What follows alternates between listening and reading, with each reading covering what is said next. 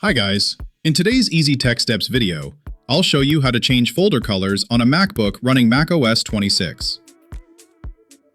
First, let's change the color for all folders. Open your system settings using Spotlight, then go to Appearance. Here, you'll see an option called Folder Color. If you don't see it, you're probably using an older macOS version, so switch to method number 2. Click the arrow icon and pick the color you want. For example, choose red. Your folders will instantly switch to that color. You can also customize the color by selecting Choose Color.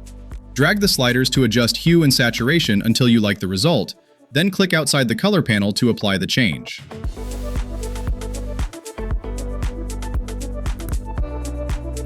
The second method is using Finder tags. Keep in mind, tags are designed to label folders and files by topic, making them easier to find with one click, no matter where they're stored on your Mac. They're not meant for decoration or interface customizing. To assign a tag, right-click a folder and choose one of the colors from the list. A small colored dot will appear next to the folder name so you can easily identify it. For the second folder, I'll choose orange. For the third folder, green. Finder tags in macOS come in 7 colors, and you can't create new custom colors. If you accidentally remove a color, open Finder Settings.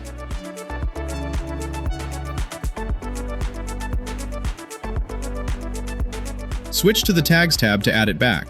As long as you type the correct name of one of the 7 default colors, macOS will automatically restore the right color. And that's how you change folder colors on your MacBook. If this video was helpful, don't forget to follow Easy Tech Steps for more macOS tips and other tech tricks.